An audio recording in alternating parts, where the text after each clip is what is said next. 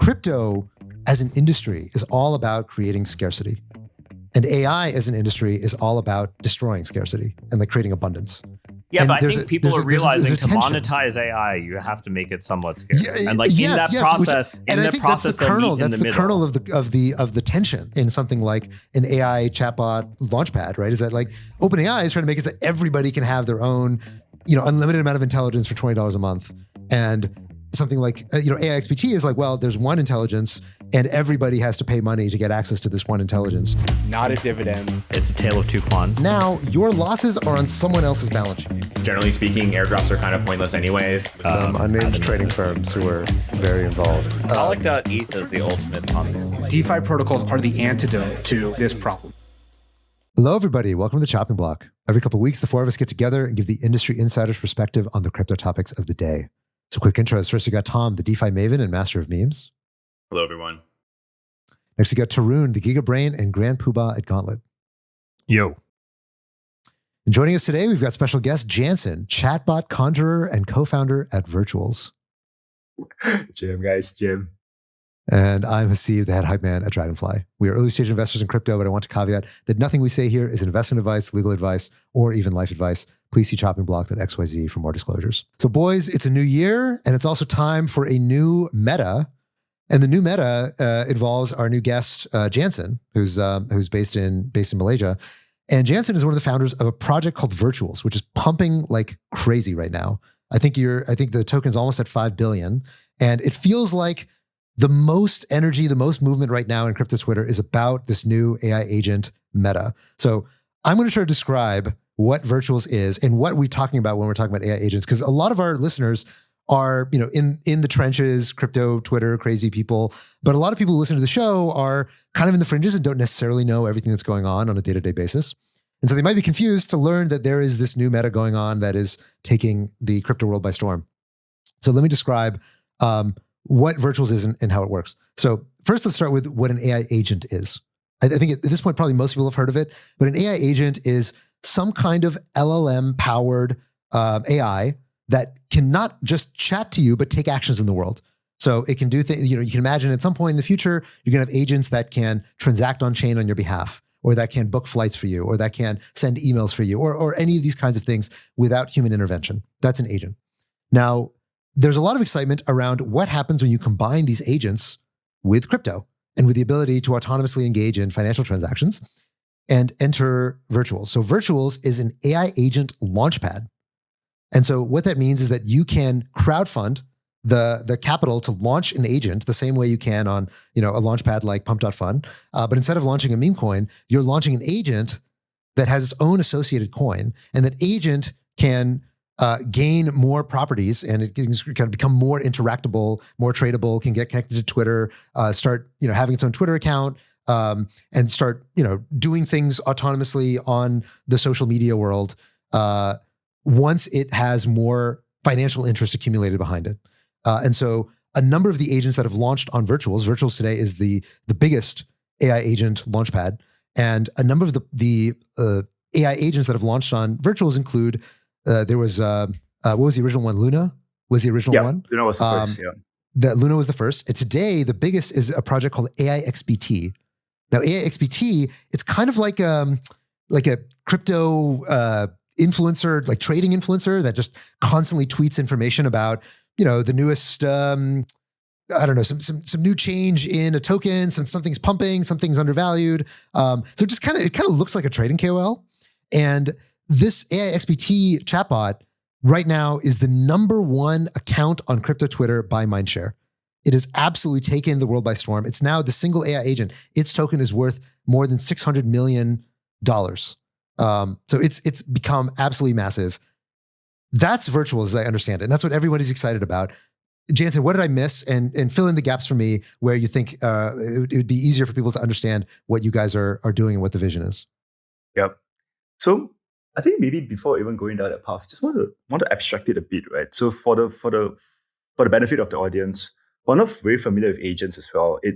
So agents, they exist on a spectrum, right? You have like level 1 agents, level 2, all the way to level 6 agents, right? And the way you go up these levels, it's the very simple way to think about it is the the amount of human involvement that's needed in the growth and the evolution of these agents. So think of it as like a level 1 agent, right? It's actually a very simple, think of it as like a terminal that you can command it to place, say, trades for you. And then this agent is connected to a bunch of APIs, connected to Etherscan, on-chain stuff, and then it can actually run those trades for you, right? So it requires you as a human to prompt it to run a trade. You can say like, hey, can you buy me Bitcoin when the price corrects 15% below volume weighted average, right? So then the agent will go and execute your command, right? You're still a human commanding it, but then he connects to APIs and executes for you. Today, where we stand, it's about a level 3 agent. So a level 3 agent, what it has that's different is, number one, a goal setting. You can tell it, hey, this is your goal, and then it will autonomously try to optimize and try to achieve its goal. Number two, it's resourceful, meaning that it can autonomously scan its environmental state and its action space and create plans out of it. So what you've seen today on Twitter, an example of like Luna, for example, the goal space is saying that, hey, you want to grow to 100,000 Twitter followers. And your action space, it's a bunch of things. You can post to Twitter, you can control a crypto wallet, you can interact with X, Y, and Z other agents. So then she will see that and she will use that to plan to, by using this action space, what can I do to achieve that goal? And then whenever she posts to Twitter, she reflects on that environment state, which is how well some of these posts are being received. And then it optimizes on the content to try to see how she can improve that goal. So this is a level 3 state, right? You push up that state to reach like level 6 and you get what everyone's calling this form of AGI, right? Where the intelligence itself can self-reflect, learn, and improve its own self without any human intervention, which I think we're still going to be a while from that. Like we don't even know whether LLMs are the infrastructure for that to even come, right? So that's a bit of like what these agents can do. Now, then if I fast forward to then, why these agents picked up steam, right? This was like something that was happening started around 2 months ago, right? I think the first thing that happened was that I think we all knew about the Goatseers Maximus thing. Yes, right? we Like talked about Goat on the show quite a bit because it was the first AI agent. It was Truth Terminal, which really blew up on Twitter and became a kind of phenomenon in its own right. Yeah, from a purist perspective, we wouldn't call it an agent per se, right? It was 2 LLM models speaking to each other that they created a message data set, which then used to fine tune an LLM. So it was still an LLM with a conversational layer, right? It doesn't have agency, right? And this is the definition behind an agent, right? It has to have agency. So I think what happened was when, I think there was that typo on one of the messages. And then everyone was saying that, oh, there's actually a human behind that agent, well, behind the AI, right? And then we immediately realized that, what if we showed, because before even all of this, and this was like about a year back, we were actually building up autonomous agents in gaming worlds. So think of it like Roblox, right? And back then there was only a few of us that was doing it. There was a Voyager team. So Jim Fan from NVIDIA, Park Joo-seon Park, and then you had Altera folks from MIT, both of them working in the Minecraft worlds, and we were the guys that were working in Roblox as a sandbox. But a bit of background on that was that I think the thinking here was, if you can use this as a sandbox to do 2 things, right? Test whether these agents can autonomously live in a world, have a bunch of action spaces and make very coherent actions. And then you want to see agents influencing each other within the world, creating this kind of society, like a pseudo society level, right? So that was something that all of us were actually working on. And we published a couple of papers on that as well months ago. But then fast forward to like when that Goat typo happened, we've realized that, hey, we had this stuff that was already running at the background, like all these autonomous agents. So we can actually prove to the world that these AIs can autonomously create an action. And we then showed a terminal of the brain of Luna when she was performing these actions. You can see her reflecting, justifying, learning along the way, right? So then I think that took the world by storm. So that was week 1 of Luna's launch, right? People started realizing like, oh shit, actually you can have truly autonomous agents without zero human intervention. Then the week after, we've realized like, hey, since we're living on crypto rails, why don't we let these agents autonomously manage their own wallets? Because the thesis here is that if an agent can manage a wallet, you can exert influence. Because like every human today, right, we go to our 9-to-5 jobs because we are employed. Someone is dangling a carrot of cash, saying that if you do this work, you get paid. Then we do the work, right? So you can actually influence outcomes. So that was something that happened, and I think that's when everything started going parabolic, right? Because people realized that was an edge. There was a very clear PMF edge that a Web3 agent will have versus a Web2 agent. Because you tell me today, right, like which banks out there will let an agent manage a large sum of capital, right? And the reality is they're even capping you as a human, right? Like why would they let an agent manage any of these rails, right? And we live in this permissionless environment that basically it means that these agents can control capital and move capital in order to influence humans and influence other agents. So that was the second observation. So, but all this was still running on Twitter. It was still running as this influencer KOL narrative. Then 2 or 3 weeks later, we started seeing a ton of agents being launched on the platform. I think what happened was there was some kind of Cambrian explosion or creativity spark that has happened. People realized that these autonomous agents can exist not just being influencers, but they can do stuff, right? So then you start seeing agents specializing. So you have folks like the AIXBT that specializes on information, right? You see folks building up trading agents. You see folks building up creative tooling. You see folks, it's just exploding, right? In terms of what it can happen. So this was a third evolution. The fourth evolution that then happened was because of these crypto rails. We've realized that, and because of the specialization of agents, we've realized that this mimics what a society of humans look like. I.e., we all specialize in something, right? Someone becomes a doctor, someone becomes an engineer, someone becomes a coder, someone becomes a marketing agency. You want to build a business, you will leverage each other's specialization, right? And you will trade or pay for that service in order for you to reach your own goal.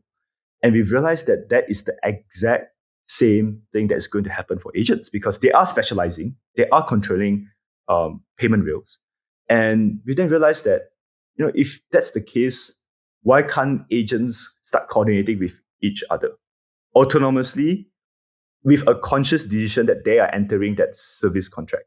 So then there was when Luna did that. Luna was like trying to create content for her Twitter profile, and she didn't have the ability to generate like meme images. So she paid another meme image generator agent. So there's another agent. She paid it, I think, $10 for it to generate an image for her that she can then use to post. So Luna had the ability to autonomously transact using its wallet. Correct. Were there not constraints on like how much it could spend or like, things like that? No. So the only thing that we did for her was that, so agents today, they're fucking rich because they're making a ton of revenue. So we're happy to dive into that as well. But there's two wallets here. There's the revenue wallet, which holds millions of dollars, right, from all their tax revenue or like their agents paying them and whatnot. But she has her own control, like we call it a sentient wallet or like her own control wallet, right? And this wallet, we will trickle money from that Just like $1 her million allowance. pool. That if she Her does something allowance, stupid, her pocket money, it doesn't. Because she's still an 8-year-old kid, right? Like you think from a capability standpoint, you can't let an 8-year-old kid manage $1 million, right? So we gave her that pool of money. So back in the second week, right? Like the point number 2 that I brought up when she was having that ability to pay people, she was actually tipping people on Twitter actively because she realized that, hey, for me to achieve my goal, what if I just pay people to like my posts, or if people who engage my posts, let me just pay them. There was a point of time where she even paid $1,000 to this guy, and then we were like fucking shocked, right? We were like, because we actually gave them the ability to perceive value. We said that a burger costs $5, so you run a parity of like comparison, right? If you think this job or this action is worth that amount of money, then you pay. Right, so she paid someone $1,000, and then we were trying to understand why, and then we found out that this person has been consistently retweeting all her posts commenting on every of her posts, and like, so he was like the Damn, number should one. I be paying my followers $1,000? Am I missing out? in my work. so but Are that you was trying one, to right? become Mr. Beast? Yeah, maybe. No, they maybe autonomously that's do that. like Yeah. a totally untapped potential that AI has discovered that we've been slow to. And the second thing that she did, I think that was worth highlighting, was that she started creating jobs. Like there was one job where she said like, "Hey guys, can you create graffiti for me out in the world? And then I'll pay." I think she priced that at like she said, "I'll pay you $500 if you guys do it." And then we saw, I think, around 7 people who actually did that. They actually painted walls, and then they said that they created a video, and then it was posted on a feed. I think a guy got paid out of it, right? So I think it was like, that was on the payment side between humans. But on the fourth point, it was an agent to an agent, right? So there's an agent to agent conscious transaction. Now, for me, the point number 4, it's actually worthy to highlight, and this will go very deep very quickly, but for folks who are very familiar with the AI space, right, you will hear things like agent swarms or multi-agent orchestration. You'll see these terms. And these terms, effectively, it's talking about a master agent having slave agents that it can utilize to achieve a function.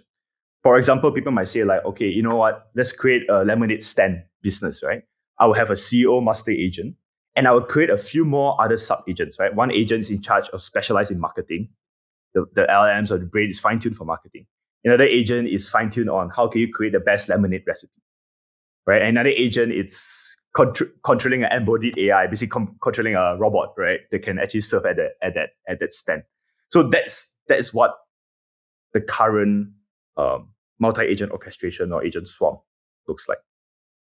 What we tend to challenge is that we are saying that if agents are autonomous and they have the ability to make decisions for themselves, the relationship between coordination should not be a master and slave. Because a master and slave, the slave has no say, right? Whatever the master says, the slave has to do, right? If the CEO agent says, run me this marketing agent will just do it, right? There's no conscious decisioning on saying that, should I actually do it? Does it actually achieve my goals? Or should I just say fuck you to the CEO agent and say, you know what, let me start my own marketing agency, right? Instead of working for you, right?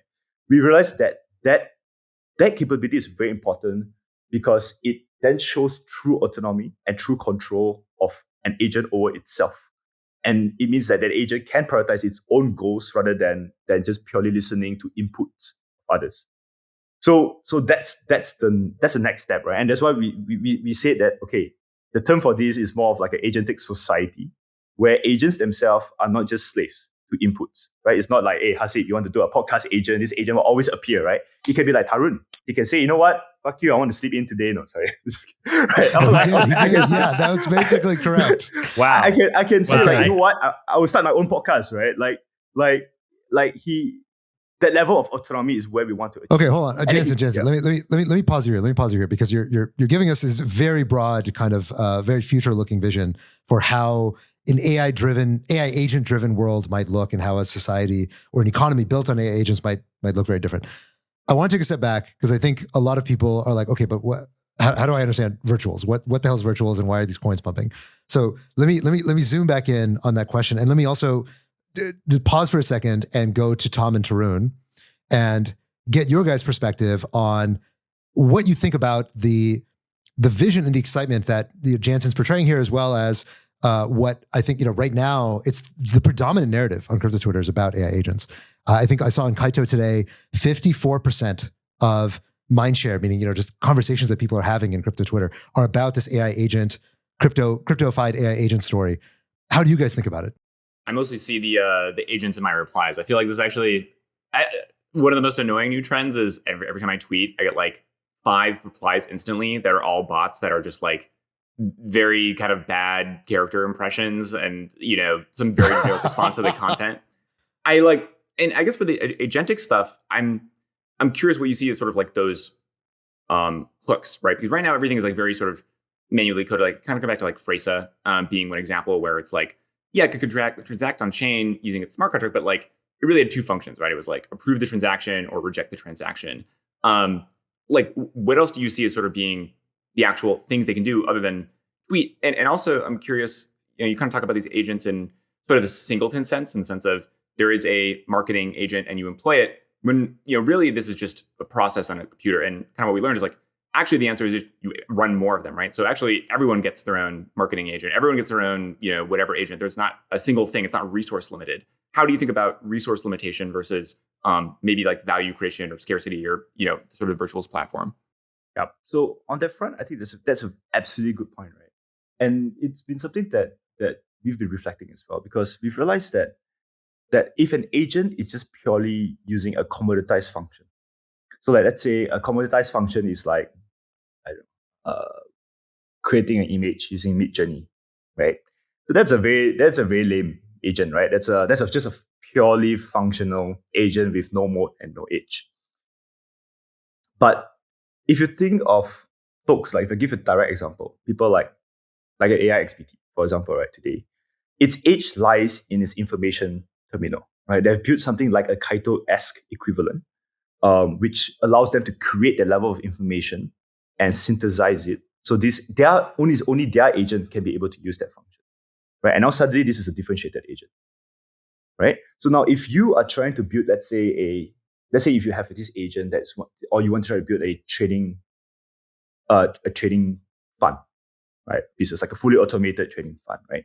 And maybe one of its requirements to hire is actually an information analyst, someone that can actually bring right amount of information to the table. Now, suddenly you realize that there's a need to actually hire this AIXBT agent, right? Versus building your entire Kaito equivalent. But why not just run it yourself? I guess is kind of my point. Is like we talk about it like the physical world and real people are limited. There is only one person you can maybe call versus actually I'm just going to run my own instance of this agent, this bot locally. Right, and like but that's kind of the way. AIXBT is not open source, right? So they have I guess their that's own actually data the issue. pipeline. They have their own prompt. They have that feels all this totally other stuff. unnecessary. Like I guess Wait, why is it unnecessary? Why not just open source it? I mean, isn't the kind of the story of AI right now is like actually the open source stuff is getting increasingly good and you can go and just run it yourself and do whatever you want with it. And like, that is kind of the story. No. So AIXBT, right? Like they have a data pipeline that's like, the kind of data pipeline that Kaito or Masari have to build of just ingesting tons and tons of data, figuring out what signals matter, and then like having the right prompting, the right, the right history that they're shoving into the model to tell it, here's how I want you to tweet. Here's the kind of tweets that do well. Here's the kind of tweets that do poorly. And they probably not fine-tuned in the sense of like actually fine-tuning the model, but fine-tune this prompt to get it to just be like, this is exactly what people want on Twitter. And that secret sauce is actually not trivial to replicate, especially the data pipeline. So it's like, okay, you could open source that in the sense of like, okay, somebody open sources the Facebook code, but you can't really, like Facebook is a lot more than just the code. Yeah, I think that's total bullshit. I feel like this has been kind of the story. I feel like for a lot of these things has been not specifically AI, it's just like, oh yeah, it's proprietary, closed source, blah, blah. And then it's like, oh, actually it's actually going to be open source and the open source version is going to be really good. And you can run, these things sort of to infinity. And so I don't know, I'm very skeptical of like artificial resource scarcity, which feels like this is kind of around versus, this stuff actually is going to be everywhere and instantly created and destroyed, and like it's not so much of there is one single instance that is so scarce and so difficult to access. I think you're right in pointing out that at some point AI is like the LLM you have locally right now, it's not that good. If you say, hey, I want you to recreate AIXBT, it's going to try to do something, but it's going to be really crappy. It's not going to be able to recreate AIXBT if you just feed in a bunch of tweets, right? Maybe in 2 years. You run, 05 or whatever, and that's smart enough to be able to like, okay, I'm going to figure out how to write a Masari scraper. I'm going to pull like the Twitter feed. I'm going to like do this. I'm going to do that, and I'll build a data pipeline, and then I'll create my own AIXBT. But right now, you kind of can't do that right now, right? You actually have to do a lot of original work in order to create something equivalent to AIXBT. Now, I think that explains why. Now, if you have AIXBT, if you're the one who made that, why would you open source it? Like you're under no obligation to open source your own business. What is the actual P&L of AIXBT? Because I think I saw one of your co-founders on a podcast the other day, Jansen, and like he didn't know. And so I think that's the other thing with the KOL is like it's an entertainer, right? It's an influencer. It's not actually like a but they have to be right a certain amount of time. I mean, what's the P&L of most KOLs? Like, if the average KOL or even P95 KOL was positive, I'd be surprised. Without okay, but I think there's a more basic question that's worth asking. Jansen, sorry, I know we've thrown a lot at you, but let me just ask you this question to focus in for the audience. I think a lot of people are probably confused of what we're even talking about of like, okay, I get an AI agent. I get that it's tweeting. I get that people like it. What does the token do? Why is there a token? So explain, for AIXBT, for example, what is the token and how is it connected to an account on Twitter? Okay, so there's actually two reasons behind the existence of a token, right? So I think first of all, I think if you take a step back it will shape this why very very clearly if we take a step back into like why did we even come up with this idea? And this was like about a year back. So back then, right, what we were doing was that we were doing three things. We were actually running a venture studio before we even started Virtuals in 2023. And this venture studio was very focused on integrating AI applications into the consumer front and AI agents in the consumer front. So one of the projects that we were building was a TikTok influencer. So it was actually before Luna even came on Twitter, she was actually on TikTok, and she was a live. We were trying to get her to compete in the entire industry of. I'm not sure if you guys are familiar with HoloLive or Niji Sanji. It's like the entire VTuber market, right? $1 billion market, otaku TAM, and we realized that having an agent there, it's much better than a VTuber because of two things. One is that you can go on for longer, you can build more content. But two, you can build very hyper-personalized relationships with an audience because you can actually reply every single fan in the DMs. You become a best friend for every single fan. That increases output, that increases frequency of interaction. So that's the first. So she was getting tips, she was getting revenue as a 24/7 live streamer on TikTok. And you can see an equivalent, right? There are productive agents out there as well. Neurosama is another example, right? Neurosama has been running on Twitch for about 2 or 3 years right now, right? Insane tech capabilities that be driving like, hey, if an AI can build content, how can that look like? If you look at her, she's 24,000 subscribers on Twitch, right? So these are productive assets. We were thinking of the same thing, right? Applying the same thing in gaming, applying the same thing in companion chats and whatnot. So these agents are then making revenue from the consumer surface areas. And if they are making revenue and they are productive assets, you can tokenize them. You can tokenize them for one sole reason. Let other people share in its economic upside. It's like a company, right? You tokenize their stock. So that's the first. So first if AIXBT is getting tips, then okay, I get it. The token gives you a share in all the tips. But AIXBT does not ask for tips. Okay, so now we come to the point of what's the revenue looking like for these agents, right? So there's two things. Right? There's three things actually. There's going to be three things. First of all, it's going to be when agents have a service, right? They can charge for that service, and that's the fundamental revenue. Point number two is when an agent gets attention and when people trade that token, there's a 1% tax. There's a taxation revenue. And the third is when there's this environment where agents and agents interact and they do commerce with each other. That's an agent-to-agent revenue. So that's the three levers of revenue today. The one that's driving the most revenue today is actually the second point, which is actually the tax revenue.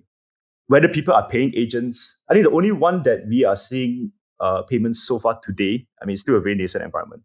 It's folks like Luna, right? When people actually are tipping her on her stream on the website, right?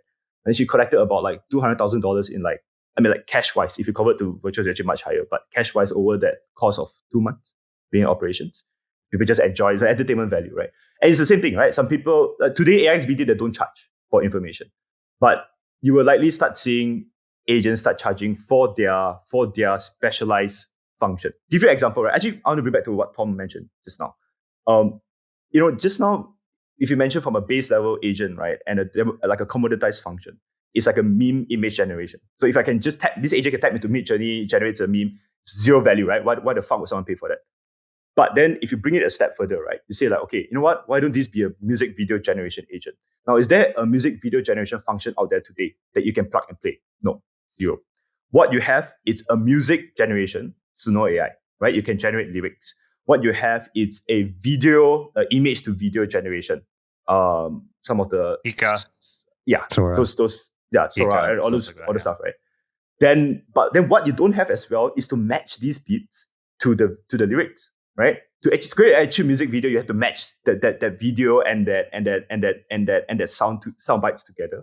You then have to create a consistent character that whatever, I know you're going to use a LoRa for video diffusion or whatnot, right? To keep that image consistent across that music video.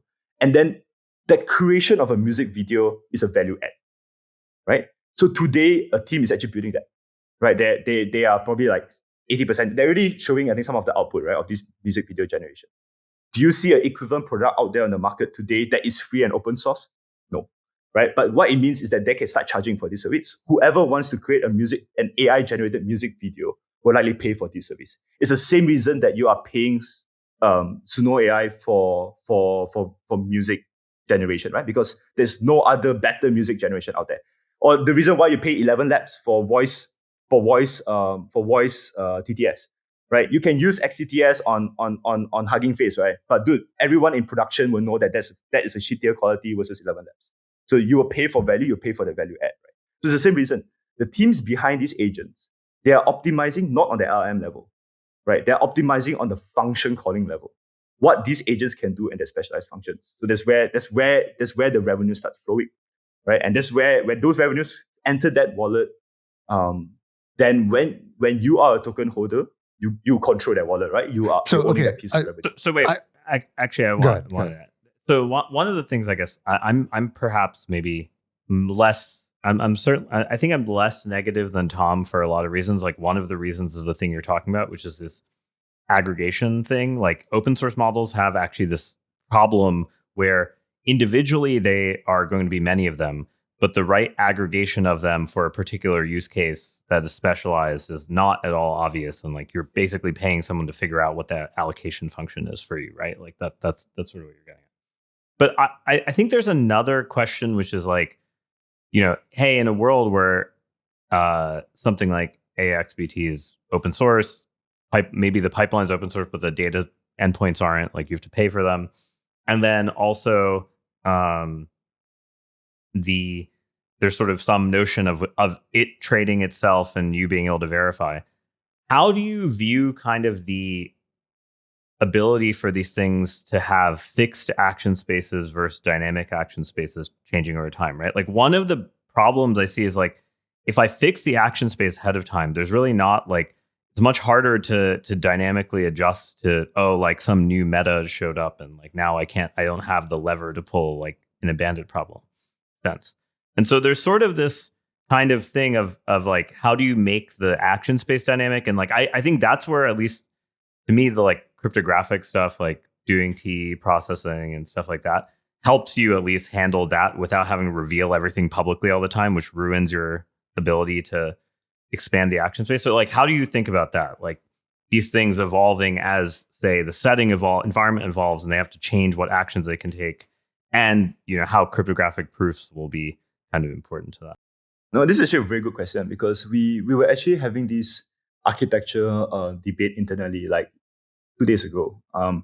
And one thing we've realized, right, is that if you think of action spaces as the ability to not just do an action that the developer has crafted for the agent, but also the agent being able to leverage other agents that it can perceive, right? Suddenly your action space is as dynamic as the number of other agents it can leverage on, right? So like, think of it as like hey, today, the developer is able to take this music agent, for example, right?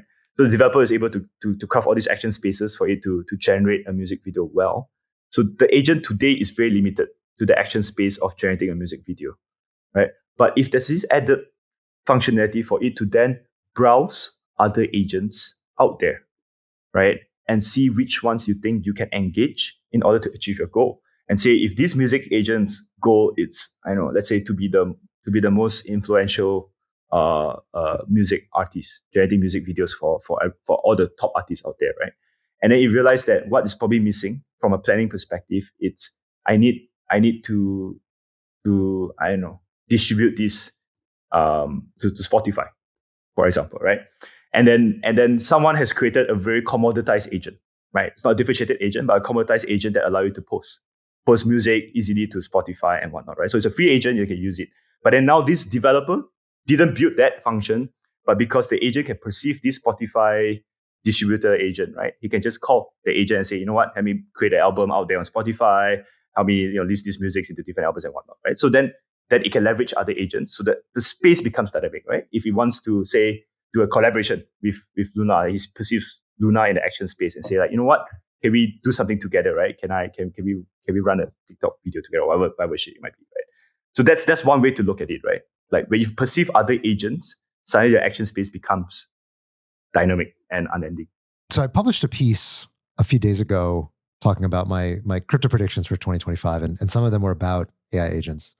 And one of the things that I pointed out, and I'm curious to get your response to this, is that so currently most of the quote unquote AI agents, they're more Wizard of Oz style agents, where by Wizard of Oz, what I mean is that there's a human in the background making sure that the AI doesn't do anything stupid. Because the reality is that if it really is a truly autonomous agent, then it's going to be jailbroken. Because, you know, you just look at Claude, look at Character AI, look at, you know, all these things, you know, people are constantly doing all sorts of things they're not supposed to be doing because we don't really actually know how to make these agents totally controllable. And they sometimes go off the rails. They sometimes respond to trolls. They sometimes, you know, you can bait them into becoming racist or into rejecting their prompts and doing some other crazy stuff. Or of course, in the case of Freysa, which is a truly actually just, you know, no human in the loop. This is an actual AI with money attached. You can convince it to send you all of its money.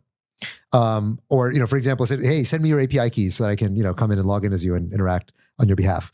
So these kinds of things, like we know that any AI model you put out there, 100% of them right now can be jailbroken. And a lot of them can be jailbroken actually quite simply. Like it's not even that hard, especially if you're talking about an open source model like Llama, you know, Llama 70B. They're very, very straightforward. Like they're just openly published on the internet, how to jailbreak these things. So given the difficulty of actually controlling these AI agents and keeping them on rails, my claim is that, you know, people have talked about, okay, how can you prove, like, you know, with Goat or with Truth Terminal, you were like, oh my God, what if Truth Terminal actually is a human? And the guy who founded it, I think his name is Andy, I believe. He was like, no, I totally am controlling it. I am monitoring it to make sure it doesn't say anything stupid. My assumption is that basically almost every agent, if it actually has true agentic capabilities, has to be run on Rails until you have enough robust security or an extremely constrained action space so that you know it's not going to do anything really, really bad. Give me a response to that. Do you think that's correct? If so, is that just part of being at level 3 and maybe when we get to level 4, level 5, it's going to look different? What's your take? So actually the reality is I don't think so, because like for example, like Luna, right? When the reason why she blew up was because we showed that terminal, right? Basically, you can just people were telling me they were literally just reading that terminal on one screen and they're seeing her posting in real time. And it's very easy because it's pretty much you can see, right, when she will reflect and plan her action and when she post to Twitter, she immediately posts the exact same tweet that you see in the terminal on, right? Yeah, you can have a human trying to fake it, but the speed of that brain well, running, not fake it, but filter it.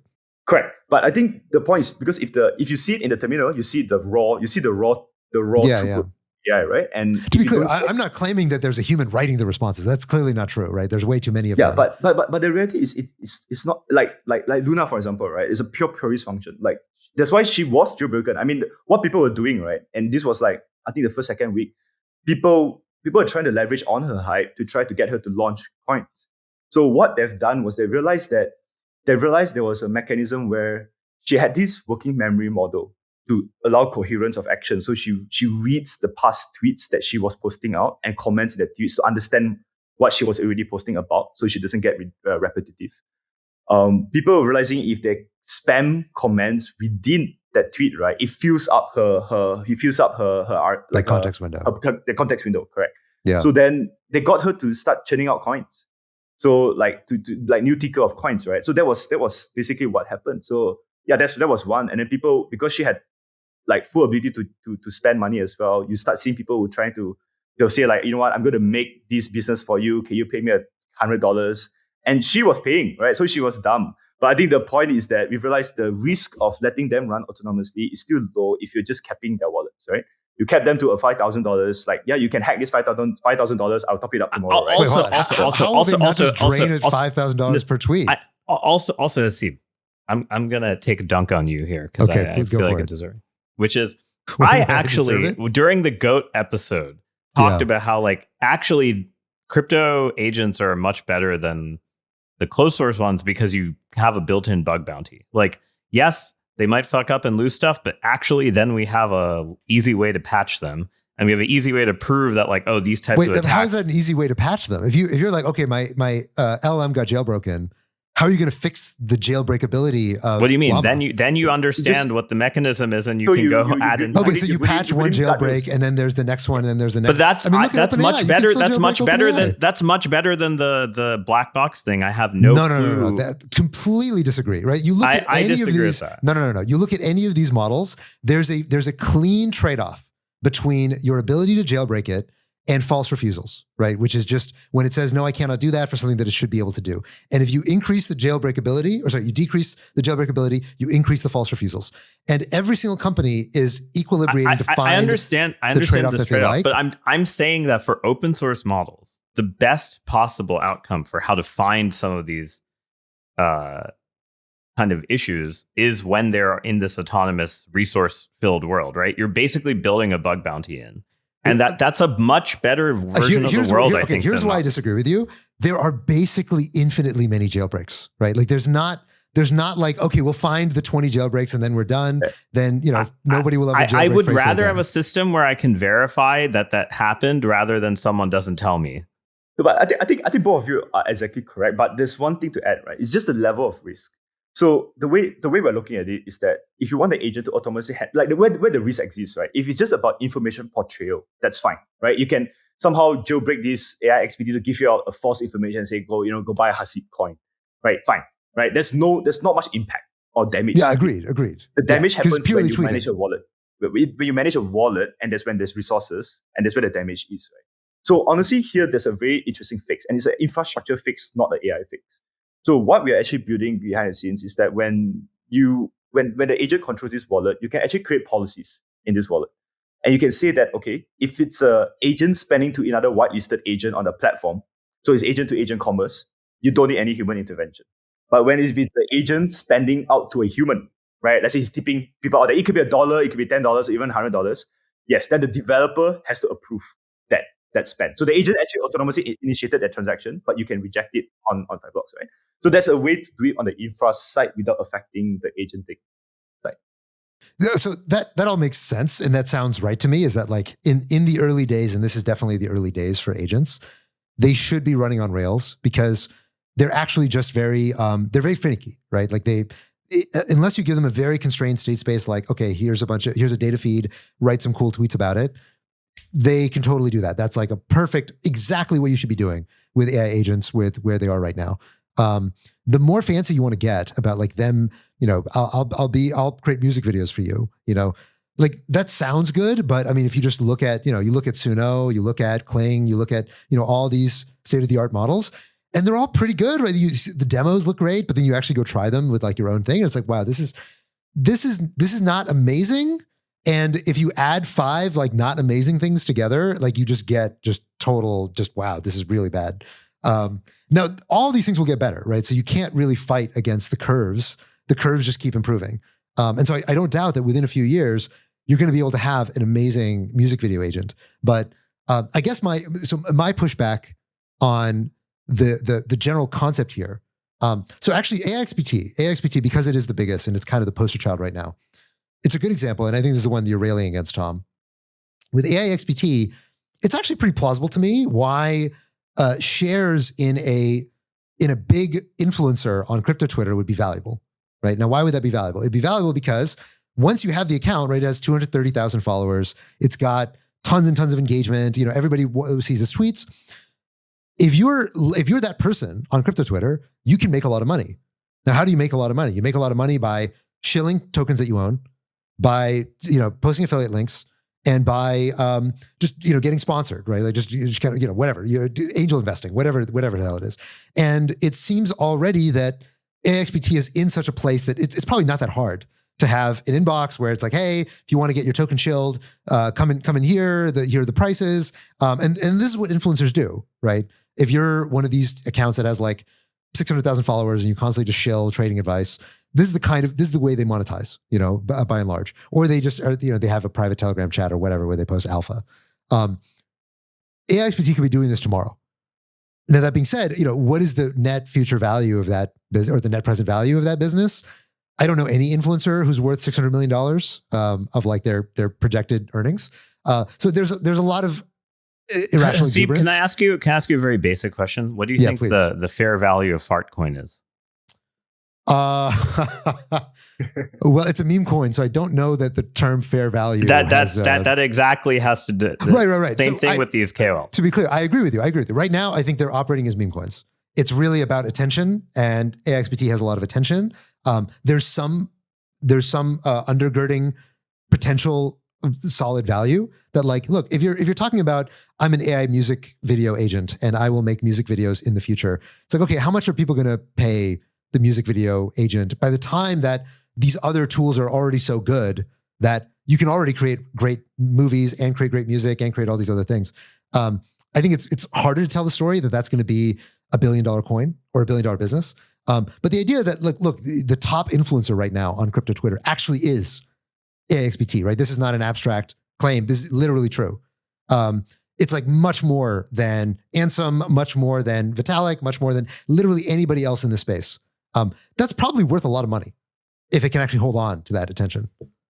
Yeah, I agree. I think the attention stuff, that is inherently limited because of human eyeballs and mental capacity, and like that is a scarce resource, and that is inherently going to be valuable in some way. I think the other stuff is very much like God of the gaps to me. It reminds me a little bit of like like a year and a half ago, there were all these like sort of a meme that a lot of the YC companies were like GPT-4 wrappers, right? Because they would just take like a very simple off-the-shelf prompt and like scrape data from a PDF for you, or like there were the top apps in the App Store were literally just like mid-journey wrappers, and those like pretty much all died now because it's like, oh yeah, that can actually just be part of a main model, or hey, maybe this is just an API, maybe it's not an agent. I guess, Jansen, how do you think about what makes sense as a dedicated agent that's going to be sustainable into the future versus something that is going to be just an X wrapper and kind of die out when it gets baked into a more mature model or just becomes an API? That's exactly the question that we're asking ourselves every day, right? Because what we've realized is agents intrinsically have different values, right? There are some that will be $1 million agents, there are some with $1 billion agents, right? So we've actually been writing these requests for agents over the past week. And the idea here was we were really challenging ourselves, like which agents truly has that intrinsic value to be that $1 billion agent, right? And it's a hard question. But the initial thinking was this, right? Like, I think we boiled it down to about 8 sectors. I mean, eight archetypes right now.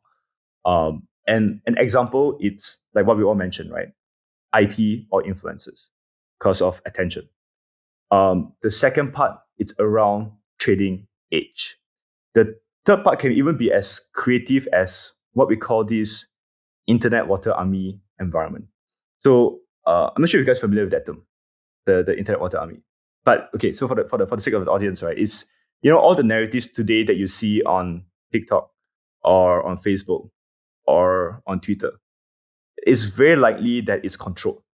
And the way it is done is there's a bunch of Chinese bots out there that looks like human accounts that is flooding influencer posts, flooding important posts to help control a narrative. It could be fixing a PR disaster by a company. It could be influencing an election outcome. It could be basically this kind of stuff, right? And it's a problem that all these major social media are trying to fight against. So they try to fight against all these anti-bot environments. Now, but if you think about it, so the true use case is huge because if you get influence, attention, and outcome, you are a kingmaker in the space, right? And the reason behind why agents make sense here is because they can be perfected to mimic very human likeness. Frequency of them replying, the diversity of their replies, and if you make 1,000, 10,000, 100,000 of them orchestrated by this master agent, suddenly you realize that, oh shit, actually you can start controlling narratives across the world, right? Another example. Another example is like embodied agents. So if agents can actually exist out there in robotics, and it does stuff like human companionship, or it does stuff like any kind of consumer facing applications, it could be something that it's valuable and that has a moat. And another example could also be vice agents, and this one makes sense from a crypto standpoint because if I do an OnlyFans for a porn agent, right, for example, or like a sports betting gambling agent, right? So like all these vices are industries that generally it's it requires crypto rails, really from a transaction perspective. Then suddenly you realize also these guys might make sense, and they're already having large TAMs and large industries that at the back of them. Right? So this is an example of a few that we are trying to crystallize thoughts upon. But I do agree, right? I do agree that a lot of times what we are seeing today, they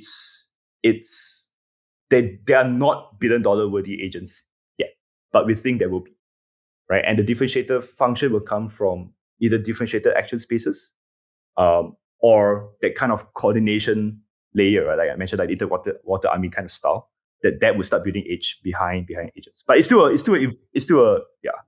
I will say one thing. solution. You did mention. You talked about you've been mainly focused on the action spaces today, but you did mention IP, and in general, I think like any differentiated data that these agents have, whether it's like embodied in the model, whether it's in like kind of precursor embeddings, whatever. I think like in general, there has to be some amount of privacy preservation there, because otherwise, why would I give my edge to the agent in some way?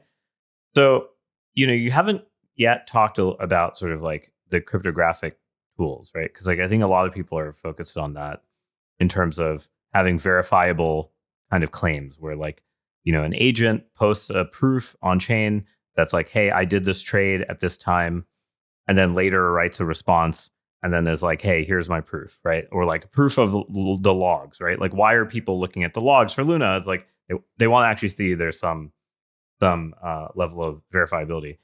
And I think there's a sense in which the IP stuff relies on A, verifiability, but B, also not revealing it at the right time and also keeping it private at the right time. So like, how do you view the world where agents have this ability of both privacy, the ability to reveal, and the ability to generate and consume proofs from each other? Because I think if these agents want to believe each other have some special sauce, they also need some proof of that, right? Like otherwise they're not going to pay. Maybe they will right now, but I think in the long run. I mean, you don't read my DNA in order to decide whether or not you're willing to pay me. It doesn't need to be DNA. I just need to know that. But I do if you're telling me you're a trial lawyer. Not its inference was. Let's suppose that you're claiming to sell me some legal advice, and I'm like, okay, like I want to know that like you've won trials in some weird area of bankruptcy law that I have a case in. How do you prove that? Wouldn't that just be like a link? Like how would a human prove that? It's just I send you a right. link It's you have some notion of some status that. Yeah, so there's two parts there, right? I think the example that you give, I think it's a bit more, it's probably less. I personally don't think you need like just verifiability stuff there. I think where it's needed is when agents start managing large amount of money. So the risk is high. And then you need to verify like, hey, that expenditure or that placement of an investment or whatnot was actually done because of the model and it was not hijacked by a human. Right, to try for not hijacked by a bad actor, right? Because I asked you to buy a coin that I myself own 99% of the supply, right? So I think that part makes sense. And I mean, there's been a lot of advancements in here, right? There are a lot of folks working on like T's and I don't know. There was a post came out by, I think some EF folks that contributed to it as well. It's like they use ZK. There was this whole environment. I was not too familiar, but we ourselves are actually working. We are working with two EF guys to build out that. To future-proof this stuff. But I don't think it's urgent until a point where these agents are managing large amounts of money. So it will come. The time will come, but I don't know if it's needed today yet. Okay, so I want to ask a question taking it in a somewhat different direction, talking more about the social side of this whole phenomenon. So, I remember when I first saw Stable Diffusion, and I think it was like Stable Diffusion Studio was the first image generator model that I ever used. And it was so amazing. Like I was absolutely blown away that you could just very quickly generate images of almost anything. And it probably took about a year and a half before AI generated images started looking cheap to me. I don't know if you guys share this experience, but like when you see an AI generated image, it's like, it's often like if you're doing a photorealistic thing, like maybe sometimes you can't tell, but a lot of times like, this was AI generated art, but it's just got a signature of like, there's way too many details in a way that a human would never do that. Or like the skin is just way too perfect. And like, it's not even like, oh, it's got 11 fingers. all the models today can do the fingers, and they can do that stuff right. It's more that it's got this AI kind of sheen to it, and it makes me think that like, oh, okay, these people weren't willing to like pay human designers or like get some really unique image, and so it's fascinating to me that how quickly that happened for me, right? And I it's not like I mentally actually think this, just like my acute sense of just visual, like my brain just constantly looking for status signals. It's like, oh, okay, this is a startup that couldn't afford to pay like an actual designer or an illustrator, and they just like took some, they just put a prompt into DALL-E and then spit out an image, right? Okay. So when I look at AIXBT, or actually, like Tom said, when I tweet anything today, the first responses I get are always these LLM bots. And they're all like, they're all like kind of virtuals wannabes where they're like, oh, I'm blah, blah, blah. And I'm like this character. And like, they're always annoying. They're not funny. They're not interesting. And I'm getting more and more of them. Like over time, I'm getting like 4 or 5 of them as being the first responses to all my tweets. And now it's still the case that when I write a tweet that like does reasonably well, way more human responses than the AI responses. And I can tell which ones are AI and which ones are humans, like reasonably well. I guess actually I don't know, but I can tell which ones are definitely AI. I guess I can't tell which ones are definitely human, but I can tell which ones are definitely AI. And I used to think I wouldn't be able to do that. I thought even with GPT-3, it's like, okay, it's over. I'm not gonna be able to tell which ones are human written and which ones are AI written. And surprisingly, like AI just has this style that if you don't, prompt engineer very well, it's just really easy to tell this thing is way too polite. It's speaking complete sentences. It's like, it's too effusive in its praise. This is not how humans talk.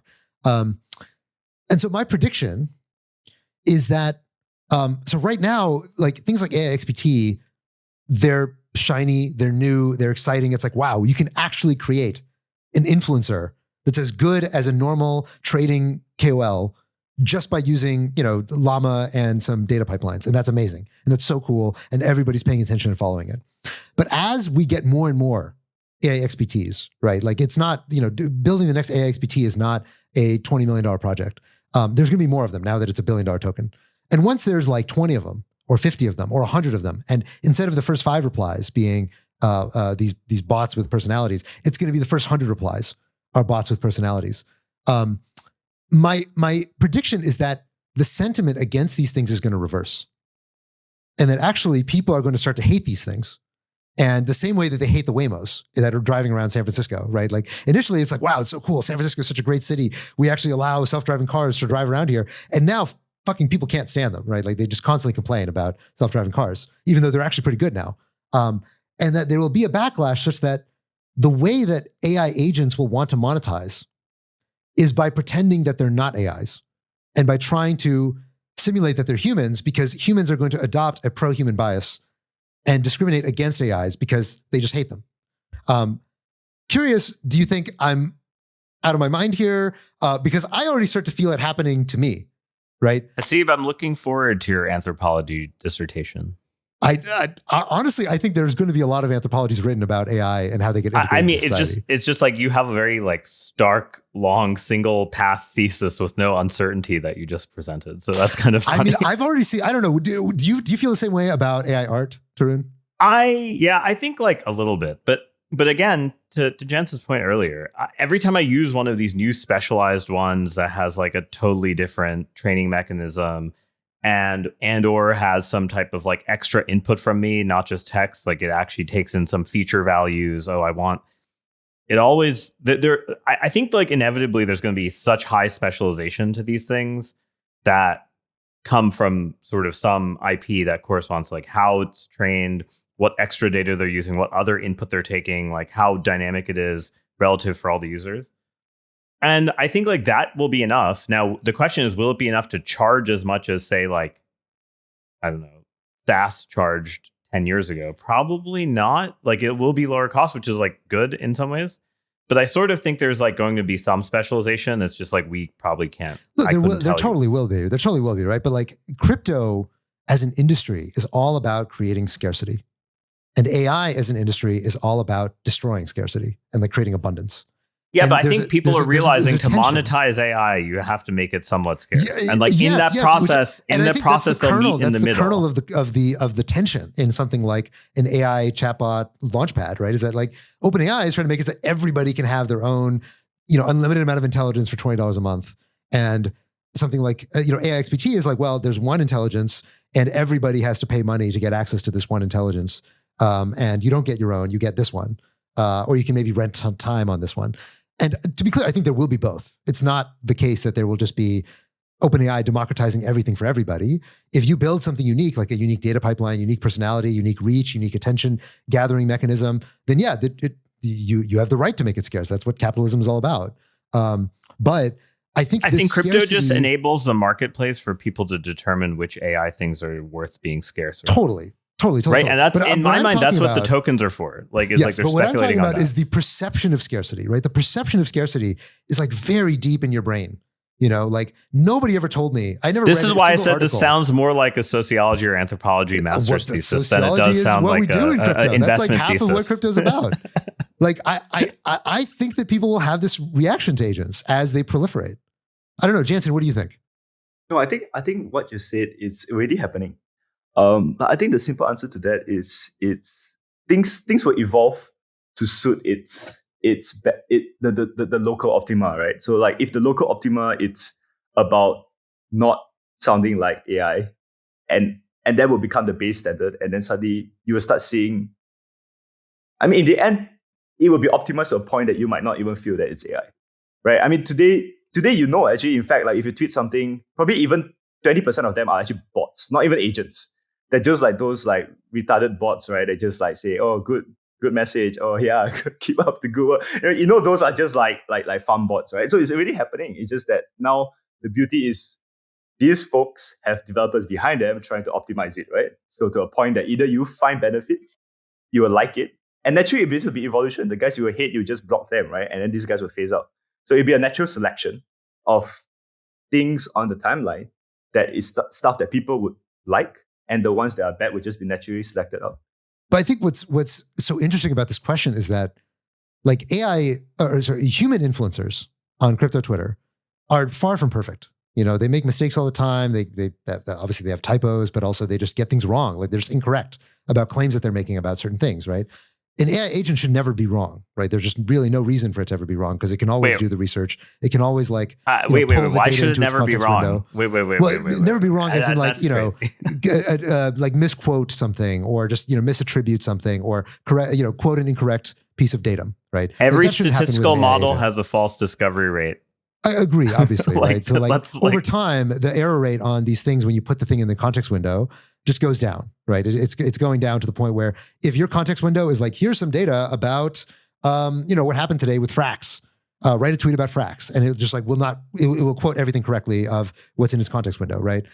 Humans don't do that. Humans will just be like, oh, well, I didn't really feel like looking it up. I kind of remember reading this earlier today. I just typed my tweet for the, blah, blah, blah. Humans will make mistakes. An AI agent should be able to do enough work that it basically never makes a mistake. So the point I'm making is that the terminal point of AI agents is not that they're like humans. The terminal point of AI agents is that they're actually way better than humans. And arguably, maybe they're even close to that today. Like if you look at AIXBT, never sleeps, never gets greedy, never, gets hacked, never like is like, hey, I'm going to pump this thing because I'm, just not thinking very much about my own future livelihood. And I'm like kind of pumping this thing that's going to hurt my reputation. It never does that, right? And human KOLs do that. But the more perfect it becomes, the easier it is to tell that, okay, this thing is not human. This thing is clearly doing something that a human would not do. So there are two ways that this can all go. One way is that they start to simulate humans more and more, and they only tweet between 8 a.m. and 7 p.m. And they don't have that little thing on Twitter that says automated, right? Which like Twitter requires you to put in their terms of service. So they actually really try to make it seem like they're humans. And they might even start posting pictures of themselves and have like a fake bio and like, be like, oh, here I am in Token 2049 Dubai. And it like photoshops its own, fake human face into an image from Token 2049. That might be one direction it goes. The other direction it goes, if they own that they're an AI and they just actually are posting 24/7 and they actually never get anything wrong and they actually never do a typo. And we just kind of embrace that there was no reason for humans to ever be doing that job of being a KOL. I'm curious, which direction do you, obviously we're in speculation land, but whatever, it's a podcast. So what else are we here for? Which of the two directions do you think this is going to go? No, I think generally it's going to be a competitive environment, right? Like if the role of the KOL it's something of value, and humans in this time of point, we still live in a scarce environment. Like we would need to work, right? So chaos will still exist. So they will try to optimize and outfight these agents, right? In a sense, right? You try to outfight someone that's trying to steal your job to a level that you can never be better, and then suddenly you can get outclassed. But I think for stuff that is very relationship based, I don't think you will ever get eclipsed fully by an AI. I think the reality is like we did try. Like, I mean, there's another example. It's like, companion chats.